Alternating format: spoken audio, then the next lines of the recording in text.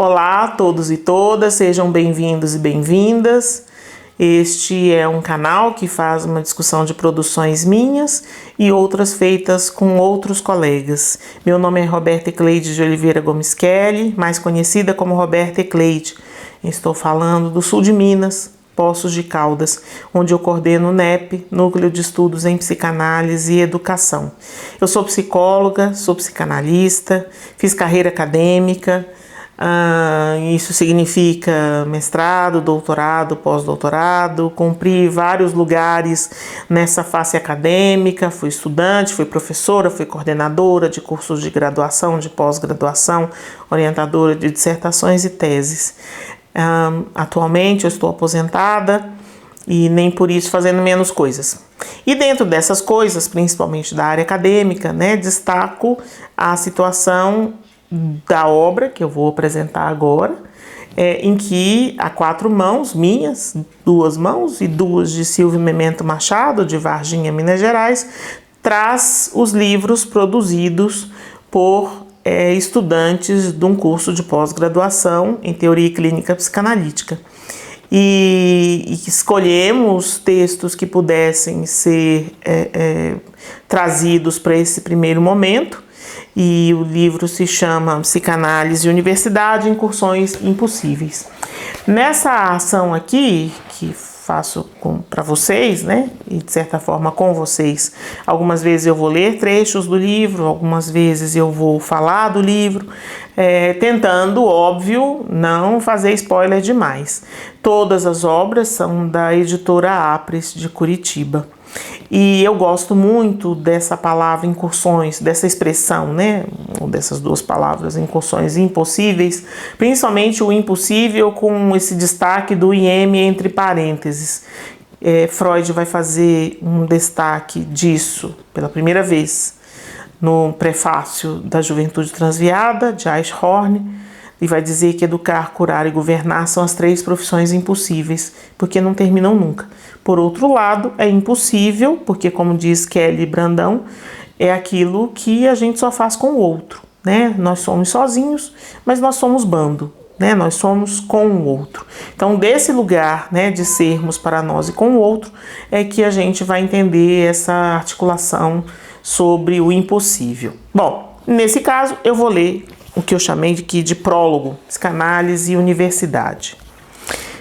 As relações da psicanálise com a universidade remontam a longa data. Ainda nas suas primeiras décadas, a perspectiva psicanalítica já se tornara objeto do pensamento acadêmico. Em 1919, Sándor Ferenczi ocupou a cadeira da psicanálise na Universidade de Budapeste. Antes, em 1909, Freud foi aos Estados Unidos proferir palestras na Clark University, embora naquele momento o objetivo fosse a expansão da psicanálise e não exatamente a sua incursão na universidade. Mas houve, em certo momento, a preocupação de Freud quanto ao modo pelo qual se daria essa introdução da psicanálise no contexto universitário. Escreveu então em 1919. Deve-se ensinar a psicanálise nas universidades? Na tentativa de estabelecer alguma relação possível entre a instituição e esse novo campo de conhecimento. Assim nos diz Freud. No tocante à psicanálise, sua incursão no currículo acadêmico seria motivo de satisfação para um psicanalista, mas, ao mesmo tempo, é evidente que ele pode prescindir da universidade sem prejuízo para a sua formação. Pois o que ele necessita teoricamente pode ser obtido na literatura especializada e aprofundado nas reuniões científicas das sociedades psicanalíticas, assim como na troca de ideias com os membros mais experientes. Quanto à experiência prática, além do que se aprende na análise pessoal, ele adquire ao tratar os pacientes, sob aconselhamento e supervisão de colegas já reconhecidos.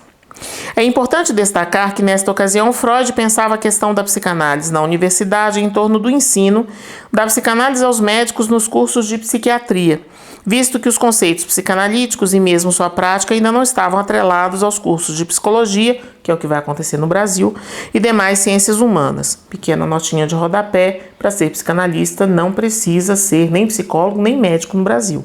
Precisa sim ter uma graduação superior. E todo o critério do trabalho, do estudo, da clínica supervisionada e da análise pessoal.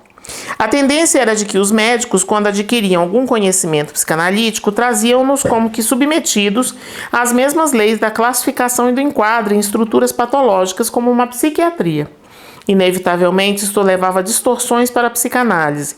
Para tanto, basta ver o artigo de Freud sobre psicanálise selvagem de 1910. Aqui, analisam-se, por um caso, os desvios a que a psicanálise chegou via difusão do seu conhecimento dentro dos cursos de medicina. Ainda em referência a esse artigo de 1910, um dos conceitos assim distorcidos é o de sexualidade. O médico recomenda a uma paciente queixosa de ansiedade a prática do ato sexual ou da masturbação, pois acreditava ele que os sintomas dessa paciente poderiam ser remontados à falta de satisfação sexual genital. Procedimentos dessa natureza alegavam ter respaldo nos novos conhecimentos psicanalíticos. Sobre essa aquisição de conhecimento psicanalítico por parte dos médicos, principalmente pelos psiquiatras, Freud diz que não basta conhecer alguns achados da psicanálise, já que ela exige o conhecimento profundo da técnica que só pode ser adquirido de um outro psicanalista experiente, ou seja, na própria análise.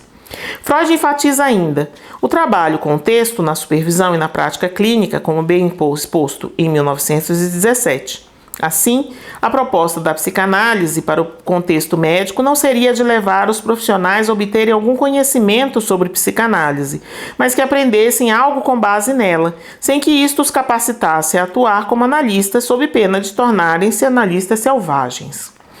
Na introdução das conferências introdutórias à psicanálise, Freud adverte os médicos quanto às dificuldades que eles teriam com essa nova ciência, a começar pelas vias por meio das quais se dá seu ensino, ou seja, sem nenhum suporte material objetivo que não fosse mediante a própria prática clínica e tendo como único instrumento as palavras trocadas entre o analista e seu analisando.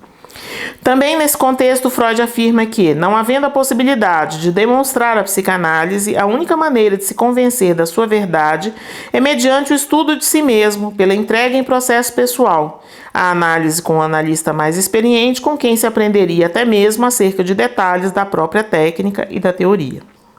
Mezan faz importante esclarecimento sobre a forma pela qual as disciplinas da época freudiana se apropriaram do saber psicanalítico. Não havia, então, alguma técnica ou proposição que acolhesse as dores da alma ou desse sentido ao sofrimento psíquico. Abre aspas. O que se chamava psiquiatria consistia, teoricamente, na descrição de quadros sintomáticos considerados, no mais das vezes, irreversíveis, e clinicamente no uso de formas cruéis de aprisionamento e de tortura dos loucos. Quanto à psicologia, ou ela existia sob a forma das doutrinas filosóficas sobre a alma, ou em experimentos ainda muito ligados à fisiologia das sensações. Assim, a psicanálise foi absorvida ao que existia e gradativamente foi conquistando um espaço próprio, até o auge de seu desenvolvimento detalhado na obra de Danto, de 2019. Aliás, essa obra valeria a pena até, mesmo não sendo minha, nem organizada por mim, né? A gente fazer só uma discussão específica, as clínicas públicas de Freud, psicanálise e justiça social. Ela é uma historiadora americana. Da época de sua criação até então, foi acrescida de diversas discussões e possibilidades com grandes pensadores e teóricos dentro e fora do espaço acadêmico. Como atualmente a psicanálise se insere na universidade? Ela não está hoje atrelada apenas à psiquiatria, aliás, perdeu espaço junto a essa especialidade médica com as explicações baseadas na psiquiatria biológica e com o avanço dos medicamentos psicotrópicos. Conforme nos afirma Pinheiro, a psicanálise tornou-se aquilo que pode ser encontrado em qualquer lugar sem moradia própria de fato e de direito. Está nos cursos de psicologia, de letras, antropologia, filosofia, comunicação, entre outros, como fonte de conhecimento acerca do humano ou da personalidade humana, de novo, sem suas bases essenciais do processo pessoal e da clínica supervisionada. No que se refere aos cursos de psicologia, que no Brasil fez-se a morada principal da psicanálise, essa teoria acabou sendo identificada equivocadamente à psicologia como uma parente próxima. Ironicamente, embora alojada nos cursos de graduação de psicologia, desta se difere a todo instante, pois estabelece desde os seus fundamentos um corte radical com os pressupostos dessa disciplina. A diferença abissal entre as duas disciplinas, psicologia e psicanálise, age no sentido de não permitir que a psicanálise se instale à sua maneira, em lugar próprio e seu dentro da universidade, contrariando assim toda independência epistemológica conquistada e demarcada desde sua criação. Sem contar a confusão que se instala nos estudantes de psicologia, como eu vivi isso, que expostos a uma variedade de perspectivas teóricas ou se julgam incompetentes em todas ou pior, capacitados, já que diplomados, em cada uma e em todas. Esclarecendo, diríamos que a apropriação de conceitos psicanalíticos por parte da psicologia não é um mal em si. O que nos parece negativo à psicanálise é que essa aproximação se faz no sentido de uma psicologização da psicanálise, disto brotando o reducionismo da psicologia de orientação psicanalítica. A universidade contemporânea como um todo parece não conviver bem com as diferenças. Propõe a homogeneização ou a genericização como solução para a diversidade. Na verdade, para a erradicação, né?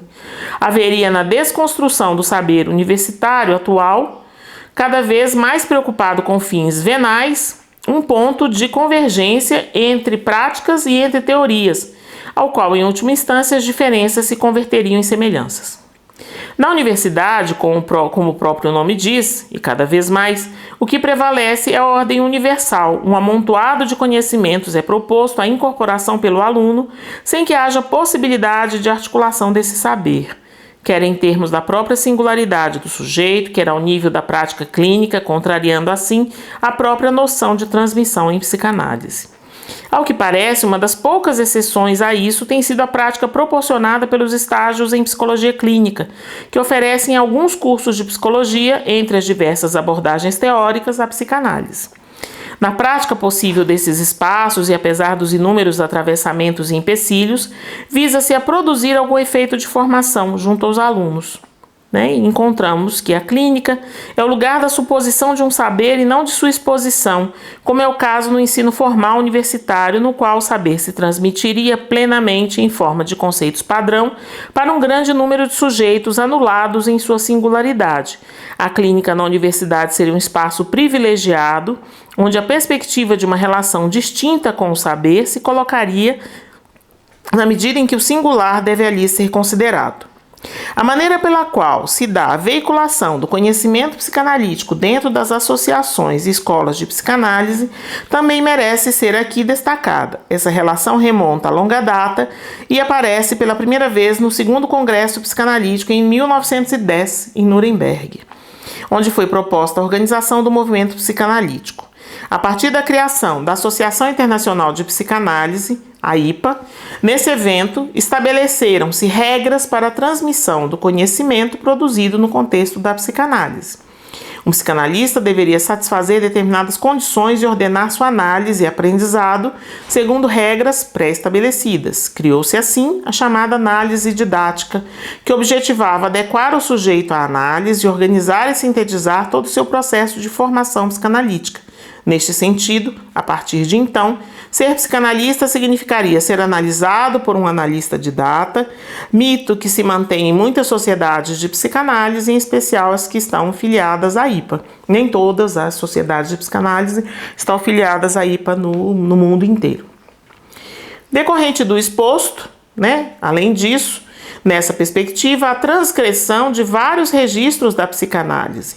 Um deles diz respeito ao fato de que o processo de uma análise vai contra qualquer tentativa de institucionalização, porque vai fazer um a um.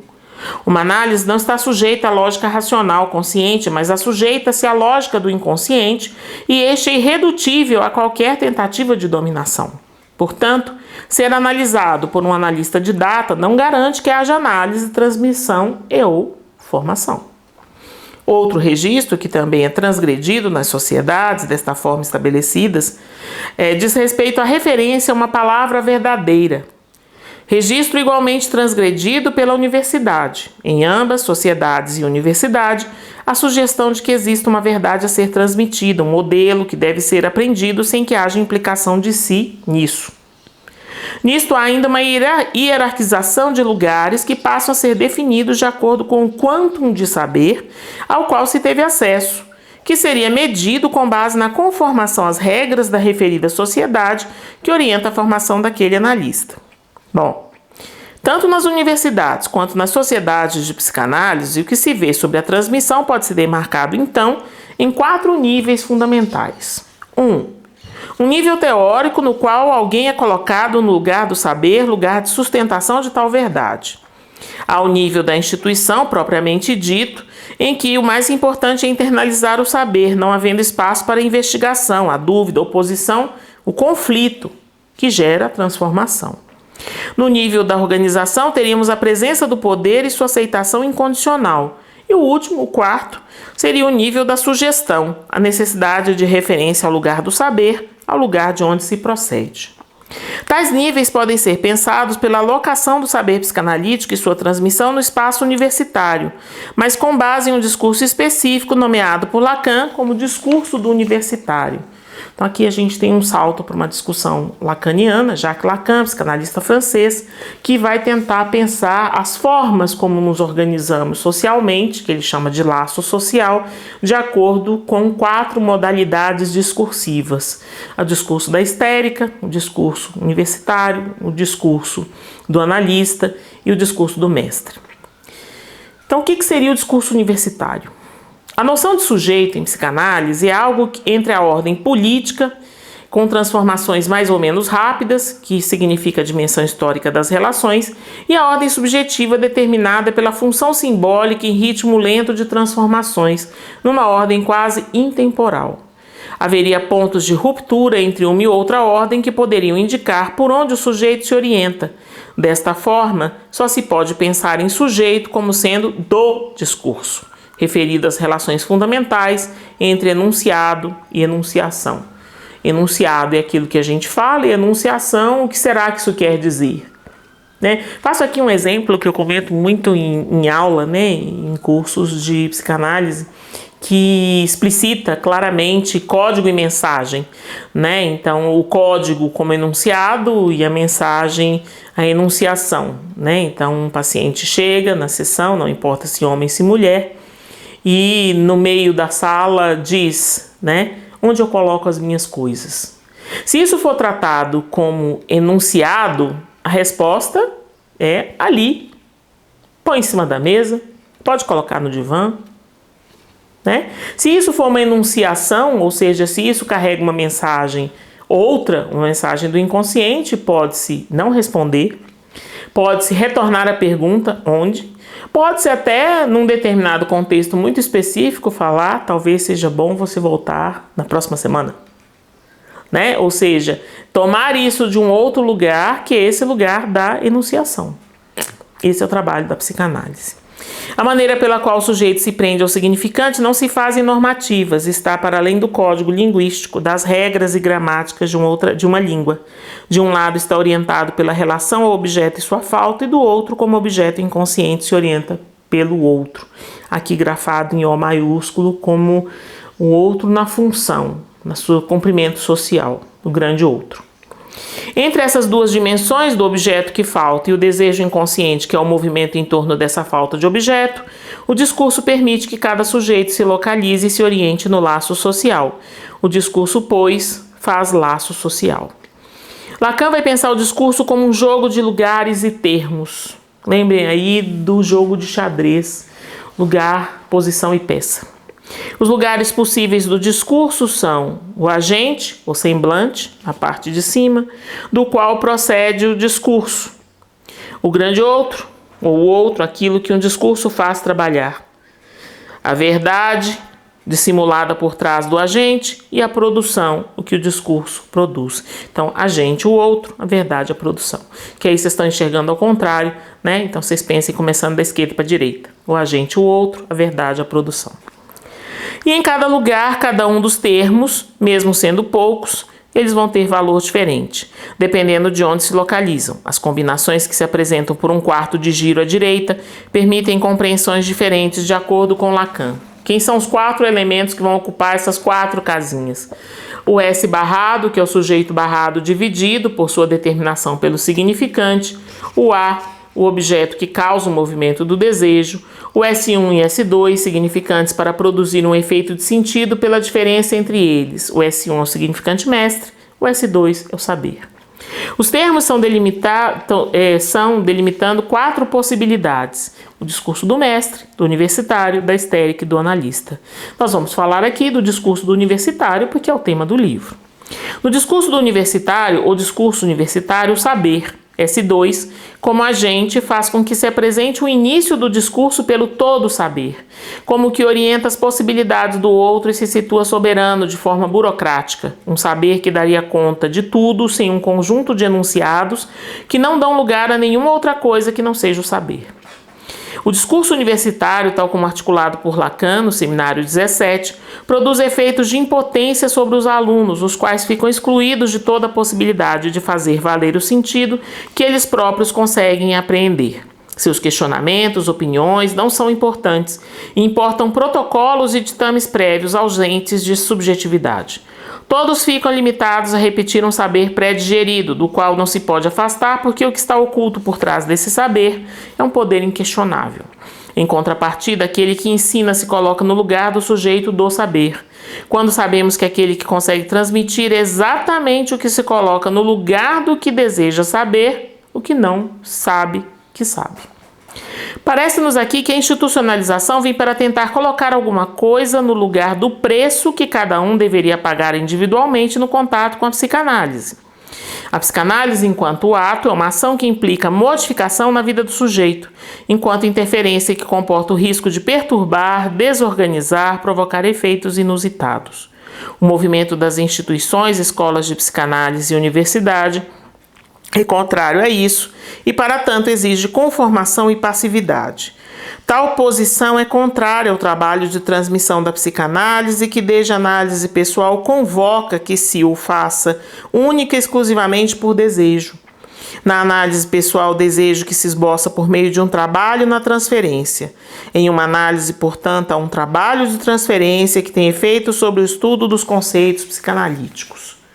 Esses efeitos fazem-se no sentido de uma revirada do trabalho na transferência para uma transferência de trabalho, por intermédio do desejo do analista. Como conceito, há a passagem de um desejo de análise para a construção de vir a ser analista. Isto é o conceito do desejo do analista. Como pensar, pois, a psicanálise na universidade? Lacan aborda em vários momentos 2 faces da psicanálise, a que se faz em intenção clínica e a que acontece em extensão. Parte da ideia do lugar relevante da psicanálise, que ética faz pontos de questão ao fazer humano, desde cada um que a pratica e a ela se submete para chegar aos meandros de ser consigo estar para o outro. Como intenção e na extensão, a psicanálise é a integração de 2 possibilidades. Psicanálise em extensão, ou seja, tudo que resume a função de nossa escola como presentificadora da psicanálise no mundo, e psicanálise em intenção, ou seja, didática, como não fazendo mais do que preparar operadores para ela. Da intenção ao acontecimento da análise em cada um, e na extensão, a psicanálise nas suas interfaces, em crítica e análise da dimensão da cultura, das disciplinas, quiçá sua aplicabilidade. O que orienta a extensão da psicanálise como experiência original é a extensão de sua intenção, que responde com sua ética aos imperativos de uma época, distinguindo-a de outros métodos. As práticas de extensão da psicanálise podem conservar o inconfundível da verdade qualificada como incurável, sem a dissolução de seus fundamentos sendo estendidos a outros campos e mantendo rigor ético em sua política, guardando as diferenças táticas da atuação no espaço de seu setting habitual. Um detalhe importante de grafia é que intenção aqui não é do intento, da intenção com C cedilha, é aqui da intenção com S, que se contrapõe à extensão, que também é com S.